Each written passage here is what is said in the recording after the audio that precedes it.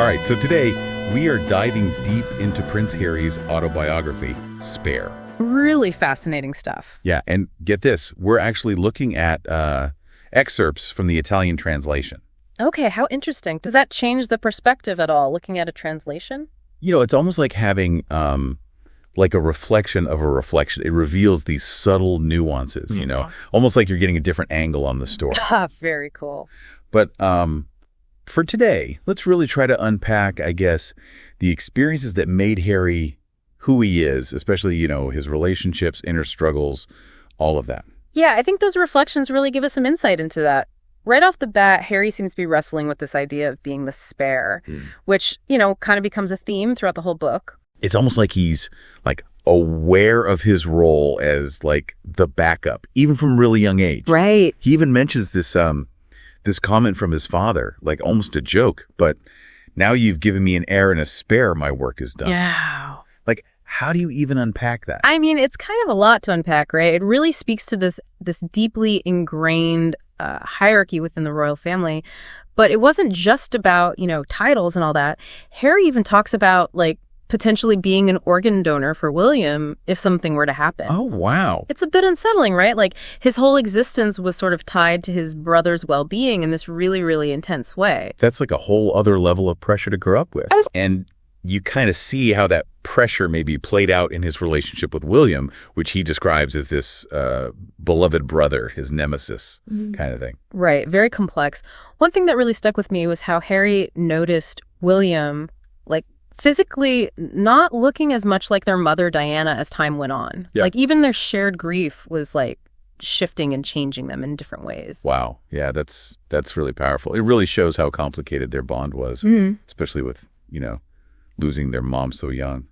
And speaking of Diana's death, we can't really talk about Harry's story without addressing that. Like, his account of that day is just, it's still so raw, even after all these years. He talks about how he just couldn't believe it at first. He was, like, clinging to this hope that Diana had somehow staged the whole thing, like a way to escape the paparazzi and the press and just disappear. Yeah. It really highlights, you know, the kind of pressure she was under, but also just how much Harry struggled to process this, like, unimaginable event at such a young age. I can't even imagine being that young and dealing with that kind of loss. And then that image of him walking behind her coffin with the whole world watching. It's a powerful image. It's like this really heavy reminder of how that trauma never really leaves you. Like Diana's death, it wasn't just a loss. It was this, like this scar, you know, that kind of shaped who he became. Totally. And that sense of loss, it kind of bleeds into his teenage years, especially at Eton. He talks about, like, struggling to write, feeling this intense pressure to do well in school, always being compared to William, who seemed to, like, breeze through it all. It's like he was constantly under a microscope, always being measured against his brother. You really start to see in those years how he starts searching for, like, a place to belong, you know, like a purpose. And this is where I think his time in the military becomes really important to the story. Yeah, totally. It's in the military, especially his time in Botswana, where Harry seems to find this sense of freedom, you know, like a sense of belonging that he hadn't really felt anywhere else.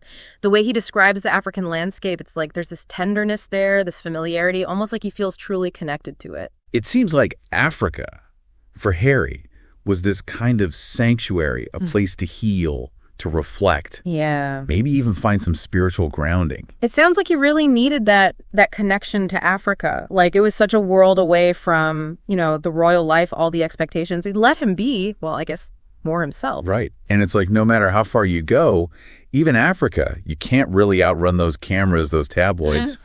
Especially when you're a royal. Yeah. He really doesn't hold back about how much that scrutiny got to him either. Like, there's this one part, he talks about being chased by paparazzi in London, actually fearing for his life. It's scary to think about. It is. And it wasn't just like his physical safety, you know, it was like this constant invasion into his headspace too. Like, he tells this story about a tabloid accusing him of using drugs, just completely made up. And he felt like he had to come out and deny it, you know, publicly. Just shows you how much power those tabloids have, how easily they can twist things around. Yeah, and what that does to a person having to defend yourself against lies like that. Exactly. So it makes sense that Harry would look for, like, genuine connections, you know. And that brings us to Meghan Markle. The way he describes meeting her, it's like this instant spark, like she helped him see everything in a new light. He talks about her almost as like this catalyst, not just a girlfriend, but someone who pushed him to grow. Right. And he knew going in that the media would be all over her, joining the royal family and all. But it seems like he couldn't imagine facing any of it without her. And sadly, the press, they weren't exactly welcoming to Meghan, were they? No. He's really honest about the racism, the double standards she had to deal with. Stuff that, honestly, other newcomers to the royal family just didn't. It makes you think about all that unconscious bias, and how the media just amplifies it. It's a whole other conversation, really. Yeah. But even within the family, you could tell things were getting strained. Harry talks about this distance growing between him and William, like they were on opposite sides of, I don't know, a canyon or something. And this goes back to that idea of belonging, right? Like, Harry found that with Meghan, and he'd found it before in Africa, but within his own family, it just wasn't there. Especially with all the negativity in the press, it seems like that support was really lacking. Yeah, and, it makes you think, like, all of that, the pressure, the lack of support, it all kind of led to Harry and Meghan stepping back from royal life. Right. Moving to California. It wasn't just about, like, geography. It was like a whole statement, choosing their well-being over, like, tradition, duty, all of that. It really challenged this whole idea of, like, what it means to be royal. You know, the sacrifices that come with it, the price of that kind of power. Right. It definitely sparked a global conversation, that's for sure. But you know what I find interesting? Even before that whole, royal exit, there are these little moments in Spare that really give you a sense of Harry's inner world. Like he talks about his childhood nanny, Mabel. Oh, yeah. And it's kind of like he remembers her fondly, but then he says she wasn't very good at, like, showing empathy. Yeah. Which, after everything we've talked about, it hits different. Yeah. It's like even the people who were supposed to be there for him emotionally weren't always equipped to do that. It kind of adds another layer to understanding why he craved connection so much, especially later on at Eton. Exactly. That need for connection comes up again and again. Like, he talks about visiting Eton with his dad, this place that's supposed to be, like, prestigious, full of history, and Harry's just overwhelmed. The work, the expectations, it's all a bit much. You can tell he felt this pressure to, like, fit this mold, right? To be this perfect student, this perfect royal. And it wasn't just the academics either. There was that whole thing with a tabloid accusing him of plagiarism. Oh, right. Which turned out to be totally false, but still, like, that leaves a mark. I bet. Just goes to show, even when you're living a privileged life, you still have those moments of self-doubt, feeling not good enough, especially compared to a sibling who seems to, like, handle it all so easily. Totally. And those feelings, they kind of followed him even after Eton, didn't they? Yeah, it's like he needed to prove himself. And that's where the military comes in again, like this chance to really contribute, to do something on his own terms. And the way he describes combat, his buddies, even being deployed to Afghanistan, you can tell it was really intense. Transformative. Yeah. For sure. He's really upfront about the realities of war, too. Even the hard parts, like having to kill, which, not a lot of people would be willing to talk about that. It takes a lot of courage to be that honest about those experiences. And it really shows you the weight of it all, the emotional toll that stays with you. It makes you see his struggles with mental health in a whole new light. But even after everything in Afghanistan, he still faced these setbacks, like being pulled from duty for safety reasons. It really seemed to get to him. It was like this reminder that no matter what he did, his royal status would always define him in a way. Yeah, like he couldn't escape it. He wanted to serve with his friends, make a difference.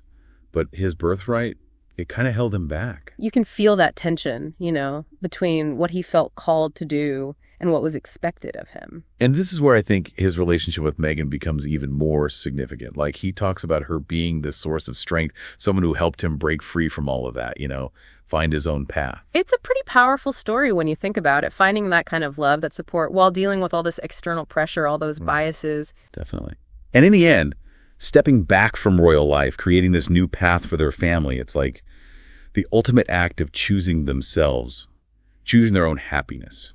It's a story that really makes you think, doesn't it? Yeah. About tradition, about the cost of privilege, and I think ultimately about that universal desire to belong, to find yourself. That's so true. I mean, this whole deep dive into Spare, it's been a lot, family, legacy, resilience, but also just the power of choosing your own way. It's definitely something I'll be thinking about for a while. Me too. It really shows you behind all the headlines, the royal titles, it's just human stories, And sometimes those are the most powerful ones to hear. Couldn't have said it better myself. Yeah. Well, on that note, we're going to wrap up this deep dive into Spare. It's been a wild ride, but we hope you've enjoyed it.